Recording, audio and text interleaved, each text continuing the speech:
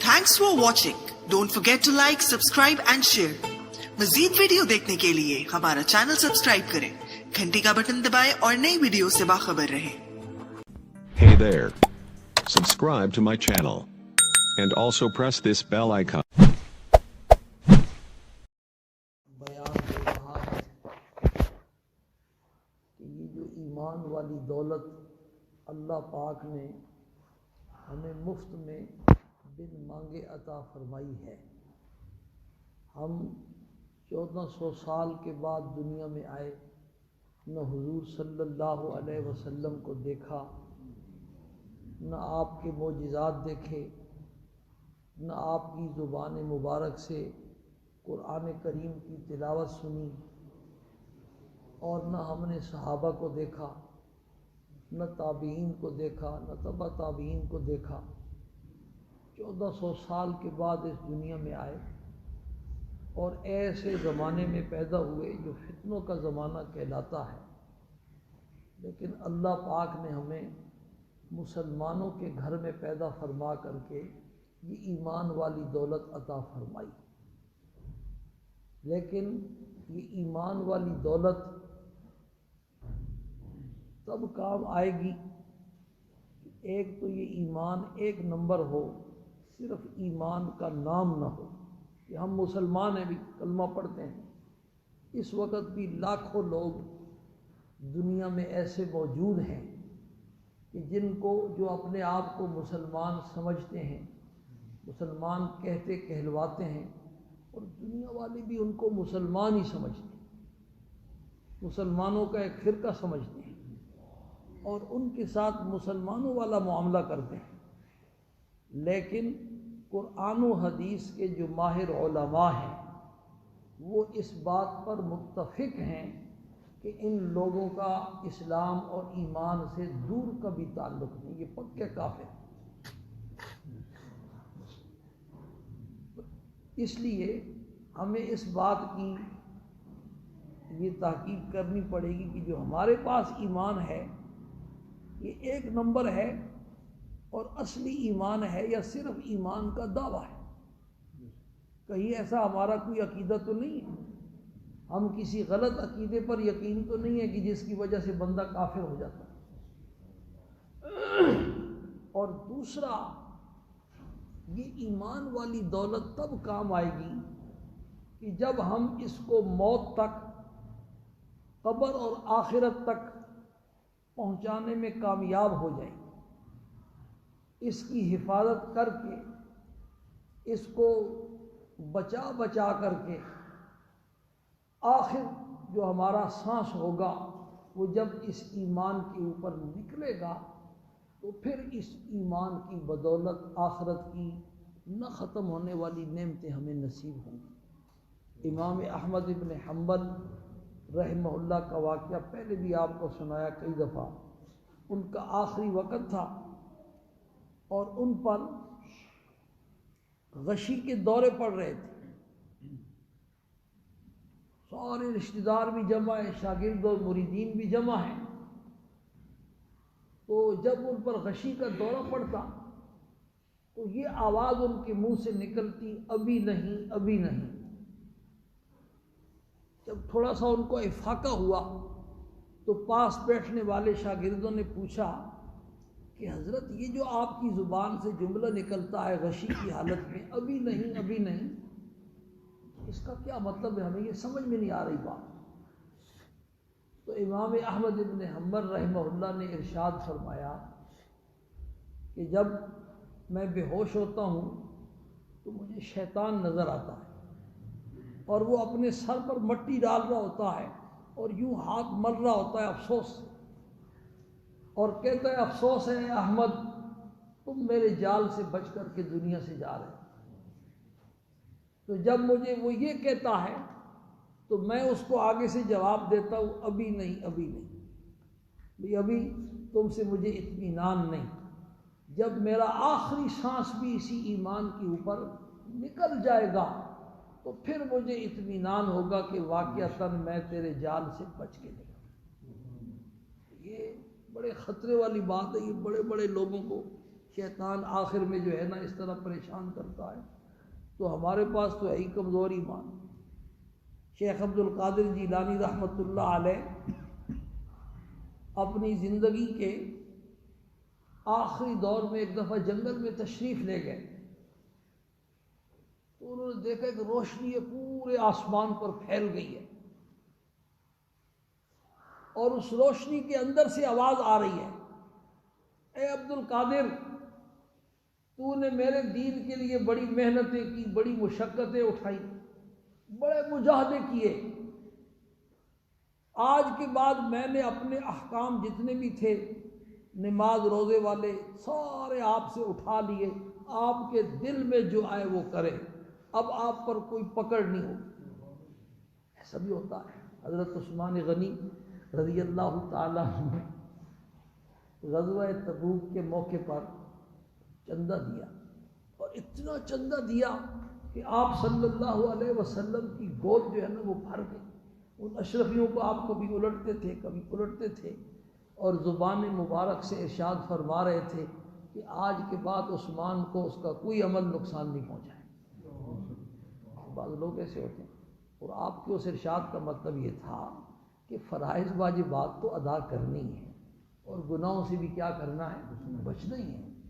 نفلی اعمال جن سے بندے کے درجات بڑھتے ہیں، اب ان اعمال، اگر وہ اعمال حضرت عثمان غنی نہ بھی کر پائیں تو اب وہ وہاں تک پہنچ چکے ہیں کہ ان کو کوئی مسئلہ نہیں، یہ مطلب تھا۔ لیکن بہرحال شیطان نے پیران پیر شیخ عبد القادر جیلانی رحمۃ اللہ علیہ کو گھیرنے کی کوشش کی کہ آپ نے بڑے مجاہدے کیے اور بڑی مشقتیں اٹھائی ہیں دین کے لیے، بڑا کام کیا ہے آپ نے، آج کے بعد تم آزاد ہو۔ تو شیخ عبد القادر جیلانی رحمۃ اللہ علیہ نے لا حول پڑھی، لا حول ولا قوت الا باللہ العلی العظیم۔ مردود، تم شیطان اور ابلیس ہو، پیغمبر سے بڑھ کر کے، آپ صلی اللہ علیہ وسلم سے بڑھ کر کے دین کے لیے محنت کرنے والا کون ہو سکتا ہے؟ آپ نے اپنے پیغمبر سے آخری وقت تک دین کے احکام نہیں اٹھائے، میں کون ہوتا ہوں کہ مجھ سے اللہ نے احکام اٹھا لیے؟ تو شیطان ہے۔ اس نے فوراً پھر پینترا بدلا اور کہنے لگا کہ عبد القادر 70 ابدال ایسے گزرے ہیں جن کو آخری وقت میں یہ ایسا کہہ کر کے میں نے گمراہ کر دیا تھا، آج تجھے تیرے علم نے بچا لیا، اگر تو عالم نہ ہوتا تو بھی پھنس جاتا۔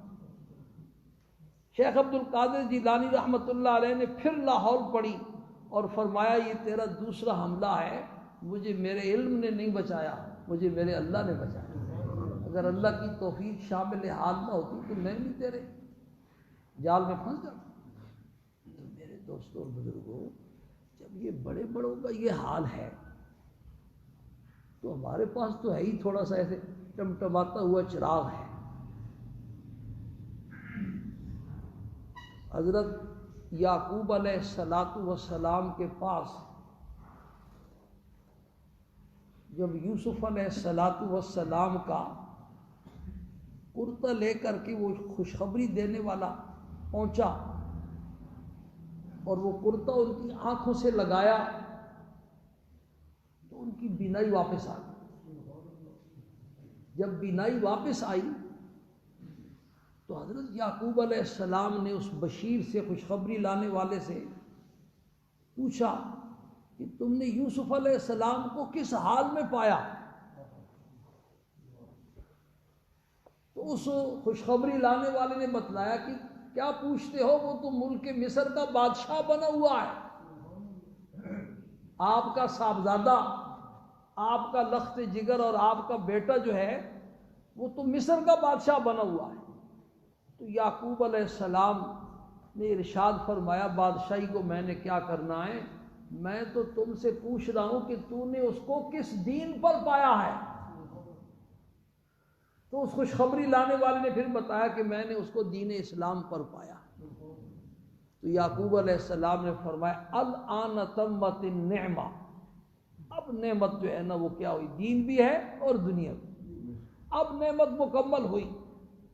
پھر یہ سارا قافلہ کنعان سے روانہ ہوا اور مصر پہنچا تو حضرت یوسف علیہ السلام نے اپنے خاندان والوں کا اور والدین کا مصر سے باہر نکل کر کے شاہانہ استقبال کیا اور بڑے اعزاز اور بڑے اکرام کے ساتھ ان کو مصر میں لایا اور شاہی تخت کے اوپر بٹھایا. تو یہ سارے سجدے میں گر گئے، والدین بھی اور سارے بھائی بھی. تو حضرت یوسف علیہ السلام نے فرمایا ابا جان یہ وہ میری خواب ہے بچپن کی جو میں نے خواب دیکھی تھی کہ سورج اور چاند اور 11 ستارے میرے سامنے سجدے میں پڑے ہوئے ہیں. 40 سال ہم خواب دیکھتے ہیں تو امید ہوتی ہے کل کی تعبیر نکل آئی. یوسف علیہ السلام نے یہ خواب 40 سال پہلے دیکھی اور 40 سال کے بعد اس کی تعبیر ظاہر ہوئی. بہرحال اصل اگلی بات سنانی. پھر گفتگو ہوئی تو یوسف علیہ السلام نے اپنے والد محترم حضرت یعقوب علیہ السلام سے پوچھا کہ ابا جان جب آپ کو یقین تھا کہ ہماری یہ جو دنیا میں جدائی ہوئی ہے نا یہ عارضی جدائی ہے، اگر دنیا میں ملاقات نہ ہوئی تو قیامت والے دن ہم سب نے پھر اکٹھا ہونا ہے جنت میں، تو آپ اتنا کیوں روتے تھے؟ اتنا روتے رہے کہ یہاں تک کہ آپ کی بدائی بھی چلی گئی. تو یعقوب علیہ السلام نے ارشاد فرمایا بیٹے بات تو تیری بالکل ٹھیک ہے کہ دنیا کی یہ جدائی عارضی ہے اور قیامت والے دن ہم نے پھر ملنا ہے آپس میں اور ہمیشہ کے لیے اللہ پاک ایمان والوں کو جمع فرمائے گی، اولاد کو والدین کو ایک ہی درجے میں پہنچائے. سورہ طور میں اللہ پاک کا ارشاد ہے والذین آمنوا واتبعتهم ذریتهم بایمان الحقنا بهم ذریتهم. وہ لوگ جو ایمان لائے اور ان کی اولاد نے ایمان لانے میں اپنے والدین کی پیروی کی اور ایمان کی وجہ سے دونوں جنت میں پہنچ گئے. لیکن جنت میں درجات کا بڑا فرق ہے. حدیث میں آتا ہے کہ تم جنت میں اعلیٰ درجات والوں کو اس طرح دیکھو گے جیسے زمین پر چلنے والے آسمان کے ستاروں کو دیکھتے ایسے نظر آئے گا. اب کوئی اوپر پہنچ گیا کوئی نیچے پہنچ گیا تو ملاقات تو ہر وقت ہو سکتی ہے لیکن اکٹھا رہنے کا مزہ کچھ اور ہی ہوتا ہے. تو اللہ پاک کا ارشاد ہے الحقنا بہم ذریتہم، ہم ایمان والوں کے ساتھ ان کی اولاد کو بھی ان کے درجات میں پہنچا دیں. والدین اوپر پہنچ گئے تو ان کو بھی اوپر پہنچا دیں گے، اولاد اوپر پہنچ گئی تو والدین کو بھی اوپر پہنچا. تو حضرت یعقوب علیہ السلام نے فرمایا کہ بیٹا تیری بات تو ٹھیک ہے کہ قیامت میں ہم نے جنت میں پھر جمع ہونا تھا، لیکن مجھے ہر وقت یہ دھڑکا لگا رہتا تھا کہ مجھ سے جدا ہونے کے بعد پتہ نہیں تو ایمان پر باقی بھی رہے گا یا نہیں رہے گا، یہ تیری دولت تیرے پاس محفوظ بھی رہے گی یا نہیں رہے گا. تو میرے دوستوں اور بزرگوں اصل یہ بات، یہ خطرے کی بات، ایک تو ایمان ایک نمبر ہو اور دوسرا پھر اس ایمان کی ایسی حفاظت ہو کہ موت تک اس ایمان کو پہنچانے میں ہم کامیاب ہو جائیں. تو پھر یہ دنیا کی جتنی محنتیں ہیں، یہ جتنی آپ نمازیں پڑھ رہے ہیں، روزے رکھ رہے ہیں، دین کے کام کر رہے ہیں، ذکر اذکار تسبیحات تلاوت، یہ ساری محنتیں تب ٹھکانے لگیں گی کہ جب ایمان کے اوپر خاتمہ ہوگا.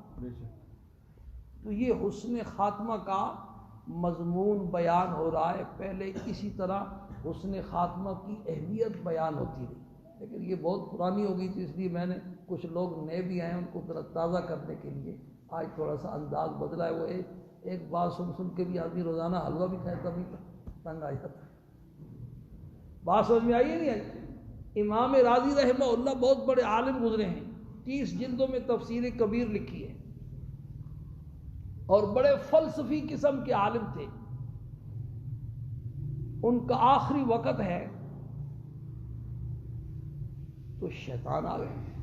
شیطان بھی آ جاتا ہے، فرشتے بھی آ جاتے ہیں. آخری وقت میں دونوں آ جاتے ہیں.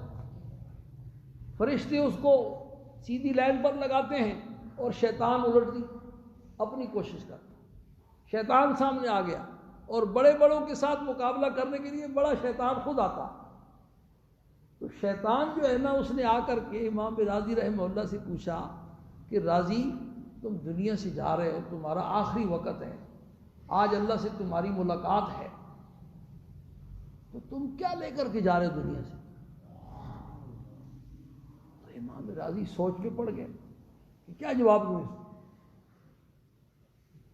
تو سوچ کر کے امام راضی رحمہ اللہ نے جواب دیا کہ میں اللہ پاک کی وحدانیت لے کے جا رہا ہوں, وحدانیت پر ایمان لے کے جا رہا ہوں. میرا یہ عقیدہ ہے, ایمان ہے اور یقین ہے کہ ساری کائنات کا پیدا کرنے والا خدا ایک ہے, اس ساری کائنات کا نظام چلانے والا خدا ایک ہے. اسی طرح اس ساری کائنات کا جو معبود ہے نا عبادت کے لائق, وہ بھی ایک. جب امام راضی رحمہ اللہ نے یہ فرمایا تو شیطان ان کو کہنے لگا کہ آپ کے پاس اپنے اس دعوے پر کوئی دلیل بھی ہے کہ اللہ ایک ہے؟ میں تو تسلیم نہیں کرتا کہ اللہ ایک ہے. تو امام راضی رحمہ اللہ نے ایک دلیل بیان فرمائی, اللہ پاک کی وحدانیت کی ایک دلیل بیان فرمائی. جب بیان فرما چکے تو شیطان نے اس دلیل پر اعتراض اور اشکال کر دیا کہ آپ کی یہ دلیل تو غلط ہے, اس سے کہاں ثابت ہوتا ہے. امام راضی رحمہ اللہ نے دوسری دلیل پیش کی, شیطان نے اس پر بھی اشکال کر دیا. امام راضی رحمہ اللہ نے تیسری دلیل پیش کی اور شیطان نے اس پر بھی اشکال کر دیا. یہاں تک کہ بزرگوں نے لکھا ہے 100 دلیلیں امام راضی رحمہ اللہ نے یکے بعد دیگریں اللہ پاک کی وحدانیت پر بیان فرمائی اور شیطان ان کی ہر دلیل کو توڑتا گیا. اب موت کا وقت ہے, عجیب کشمکش ہے, تو یکا یک امام راضی کے شیخ تھے نجم الدین کبرا, شیخ نجم الدین کبرا رحمہ اللہ, اللہ پاک اپنے بندوں کی مدد فرماتے, عین وقت پر بھی مدد فرماتے. وہ سامنے آ گئے, ان کی تصویر سامنے آ گئی, شکل سامنے آ گئی, اور وہ فرما رہے راضی تو کب تک اس سے لڑتا رہے گا, تو اس کو کہہ دے کہ میں خدا کو بغیر کسی دلیل کے ایک مانتا ہوں, کوئی دلیل نہیں. بس یہ کہنا تھا کہ شیطان لاجواب ہو گیا اور امام راضی کا اسی حالت میں انتقال. میرے دوستوں اور بزرگوں, یہ جو ایمان والی دولت اللہ پاک نے ہمیں مفت میں عطا فرمائی ہے, اس کی ہمیں قدر نہیں. یہ ہمیں مفت میں ملا, اس پر نہ ہماری قربانی لگی نہ مشقت ہوئی. اللہ نے بس مسلمانوں کے گھر میں پیدا کر دیا, ورنہ پتہ نہیں ہم ہندو ہوتے کیا ہوتے. ہندوؤں کے گھر میں پیدا ہوتے تو ہندو, سکھوں کے گھر میں پیدا ہوتے تو سکھ. ہم نے کوئی اللہ سے مانگا تو نہیں تھا, اللہ کو پیسے تو نہیں دیے تھے. مفت میں مسلمانوں کے گھر میں پیدا کر کے یہ دولت اللہ پاک نے ہمیں عطا فرمائی. اور یہ وہ دولت ہے کہ اس دولت کے اوپر اللہ پاک نے دنیا کا چین, دنیا کا سکون اور دنیا کا اطمینان اسی دولت کے ساتھ وابستہ کیا. ایمان والے کو جیسا چین اور سکون نصیب ہے, کسی کافر کو ایسا چین اور سکون نصیب نہیں ہو سکتا. یہ اللہ پاک کا فیصلہ ہے. اور یہ وہ دولت ہے, اسی دولت کی بنیاد پر موت کے بعد اپنے مرحومین رشتہ داروں سے ہماری ملاقات ہو. اگر یہ دولت نہ ہوئی تو اس دنیا سے جتنے ہمارے رشتہ دار بچھڑ کے گئے, بھئی اس دنیا کی جدائی کو تو کائنات کی کوئی طاقت روک نہیں سکتی. یہاں تو ایک دفعہ جدائی ہو کر کے رہنی, اس سے نہ انبیاء علیہ السلام مستثنا ہے اور نہ دنیا کے بادشاہ مستثنا ہے, نہ مالدار مستثنا ہے اور نہ غریب مستثنا ہے. یہ جو جدائی ہے اس نے ہو کر کے رہنا ہے۔ اس ایمان کے صدقے میں موت کے بعد جتنے ہمارے رشتہ دار عزیز دنیا سے چلے گئے، اس ایمان کی بدولت ان سب سے ملاقات ہوگی، اور ایسی ملاقات ہوگی کہ پھر اس کے بعد کبھی جدائی کا کوئی غم نہیں، ہمیشہ ہمیشہ کے لیے برزخ میں بھی ارواح اکٹھی، اور پھر قیامت قائم ہونے کے بعد جنت میں بھی سارے اکٹھے۔ ہم تو ڈرتے ہیں نا موت سے، ڈرتے اس لیے کہ موت کی ہم نے تیاری نہیں کی ہوئی، اور سمجھتے ہیں کہ یہاں تو سارے ہیں وہاں اکیلے ہوں گے۔ وہاں اکیلے نہیں ہوں گے، وہاں تمہارے سارے دادے پردادے لکڑ دادے والدین بہن بھائی جتنے یہاں سے گئے وہ سارے وہاں جمع اکٹھے، ہر ایک اکٹھے، اور وہاں جا کر کے آپ کی ان سے ملاقات ہوگی۔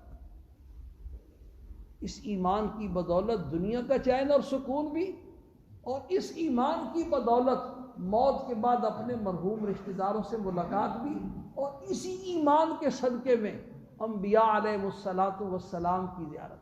ہم نے انبیاء کو نہیں دیکھا، وہ بڑی خوش نصیب آنکھیں تھیں جنہوں نے انبیاء علیہ السلام کی زیارت کی۔ انبیاء علیہ السلام کا دیدار نصیب ہوگا، سرکار دو عالم صلی اللہ علیہ وسلم کی زیارت نصیب ہوگی، صحابہ کرام کی ملاقات اور زیارت نصیب ہوگی، اور سب سے بڑھ کر اللہ پاک کا دیدار نصیب ہوگا۔ سب سے اس دنیا میں اللہ پاک کو کوئی دیکھ نہیں سکتا۔ موسیٰ علیہ السلام نے تو جب اللہ کی کلام سنی اور مزہ آیا تو کہنے لگے رب ارنی۔ بزرگوں نے لکھا ہے بھی باتیں مت سنا کرو ٹیلی فون پر بھی، جو سنتا ہے اس کو مزہ آتا ہے پھر دیکھنے کی خواہش بھی پیدا ہوتی ہے۔ اسی پیغمبر نے کبھی اللہ پاک سے دیکھنے کی خواہش نہیں اور نہ دیکھنے کی دعا مانگی سوائے موسیٰ علیہ السلام کے، اس لیے کہ کسی پیغمبر نے اللہ کی کلام اپنے کانوں سے براہ راست سنی نہیں، صرف موسیٰ علیہ السلام نے سنی اور ایسا مزہ آیا کہ بے ساختہ بول پڑے رب ارنی، اے اللہ تیری باتیں تو بڑی مزیدار ہیں، ذرا مجھے اپنا دیدار بھی کرا۔ اس لیے ٹیلی فون پہ باتیں مت کیا کرو۔ تو اللہ نے ارشاد فرمایا لن ترانی، اے موسیٰ آپ مجھے نہیں دیکھ سکتے، ولکن انظر الی الجبل، میں پہاڑ پر اپنی تجلی ڈالتا ہوں، اگر یہ برداشت کر گیا فَإِنِ اسْتَقَرَّ مَكَانَهُ فَسَوْفَ تَرَانِي، تو پھر ممکن ہے۔ حدیث شریف میں آتا ہے کہ آپ صلی اللہ علیہ وسلم نے یوں اپنی چھوٹی انگلی سے اشارہ کر کے بتلایا کہ اتنی سی تجلی اللہ نے پہاڑ پر ڈالی تو پہاڑ بھی ریزہ ریزہ ہو گیا۔ فَخَرَّ مُوسَىٰ صَعِقًا، موسیٰ علیہ السلام کے منظر بھی برداشت نہ کر سکے، بے ہوش ہو۔ حالانکہ ایک پیغمبر میں 40 جنتی آدمیوں کی طاقت ہوتی، اور ایک جنتی میں دنیا کے 100 انسانوں کی طاقت ہوگی، تو ایک پیغمبر میں 4000 انسانوں کے دیکھنے کی طاقت، سننے کی طاقت، سوچنے اور سمجھنے کی طاقت، تحمل اور برداشت کی طاقت، لیکن موسیٰ علیہ السلام یہ منظر بھی برداشت نہ کرے۔ تو میرے دوستوں اور بزرگوں، اس دنیا میں تو اللہ پاک کو کوئی دیکھ نہیں سکتا، لیکن جنت میں حدیث میں آتا ہے آپ صلی اللہ علیہ وسلم نے ارشاد فرمایا تم اپنے رب کو ایسا دیکھو گے جیسے 14ویں کے چاند کو دیکھو۔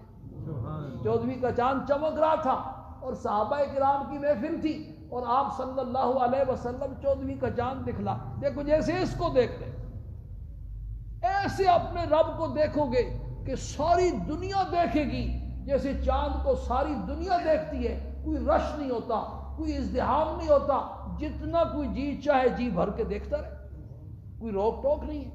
ایسے جنت میں اللہ پاک کا اپنا دیدار کرنا، اور حدیث میں آتا ہے کہ یہ ایسی نعمت ہوگی کہ اس نعمت کو پانے کے بعد جنتی جنتوں کی ساری نعمتوں کے مزے بھول جائیں، لیکن اس نعمت سے کافر بات کلا انہم عن ربہم یومئذ لمحجوبون، کافروں نے دنیا میں بھی نہیں دیکھا اور آخرت میں بھی کفر کی نحوست سے معلوم۔ یہ ساری نعمتیں بھئی کس کی برکت سے ہیں؟ ایمان کی برکت سے۔ تو یہ مضمون ہمارا بیان ہو رہا ہے، آج دوبارہ پھر اس کو دہرایا کہ یہ جو ایمان والی دولت ہے اس کو معمولی مت سمجھ، ایک تو اس کو 1 نمبر بنانے کی کوشش کرے، ایسا نہ ہو کہ خوش فہمی میں جیب میں ویزا ہے انگلینڈ کا اور وہاں جاؤ تو نکلی نکلے 2 نمبر. 2 نمبر میں ویزے والا انگلینڈ جا سکتا ہے؟ تو 2 نمبر ایمان والا جنت میں بھی نہیں جا سکتا.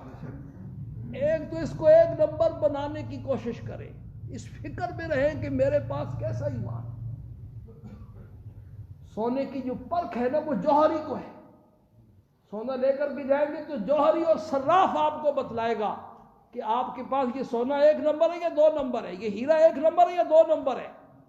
تو ایمان کی پرکھ جو ہے نا یہ اللہ والوں کے پاس ہے. ان کو پتا ہے کہ آپ کے پاس جو ایمان والی دولت ہے یہ 1 نمبر ہے یا 2 نمبر. ایک تو اس کو 1 نمبر بنانے کی کوشش کرے، اور دوسرا یہ کام تب آئے گا کہ جب موت تک آپ اس کی حفاظت کر کے پہنچانے میں کامیاب ہو جائیں. یہ ہمارا مضمون 2 سال سے چل رہا ہے. حسن خاتمہ کی اہمیت بیان ہوئی، اور پھر حسن خاتمہ کے 10 نسخے بیان ہوئے. ایسے اعمال جن اعمال کا اہتمام کرنے والوں کے ساتھ حسن خاتمہ کا وعدہ ہے. اور اس کے بعد پھر ایسے گناہ بیان ہو رہے ہیں جن گناہوں کی وجہ سے ایمان کے سلب ہو جانے کا خطرہ ہے. ویسے تو جتنے نیک اعمال ہیں ان سے ایمان بڑھتا ہے، ایمانی قوت میں اضافہ ہوتا ہے، اور تمام گناہ ایمان کو نقصان پہنچاتے ہیں، ایمان کی کیفیت کمزور ہوتی ہے. لیکن کچھ گناہ بطور خاص ایسے ہیں کہ جن گناہوں کی وجہ سے ایمان کا خطرہ یہ ہے کہ ایمان سلب نہ ہو جائے. ان میں سے 14 گناہ اب تک بیان ہو چکے ہیں، اور آج 15واں شروع کرنا تھا. سود کھانا، چاہے وہ جاہلیت والا سود ہو اور چاہے ماڈرن زمانے کا سود ہو. سود کھانے کے بارے میں اللہ پاک نے قرآن میں اعلان جنگ دیا ہے، اور علماء نے لکھا ہے کہ اس اعلان جنگ سے یہ ثابت ہوتا ہے کہ سود کھانے والے کا ایمان خطرے میں ہے. آج یہ موضوع شروع کرنا تھا، لیکن آپ حضرات کی دیر سے تشریف آوری کی وجہ سے یہ سارا وقت تمہید میں میں نے گزار دیا تاکہ وہ بات پرانی ہو گئی ہے وہ ذرا تازہ ہو جائے. اگلے جمعے اس 15ویں گناہ کو انشاءاللہ بیان کریں گے. اللہ پاک ہم سب کو اس کی سمجھ نصیب فرمائے، اس کا یقین نصیب فرمائے.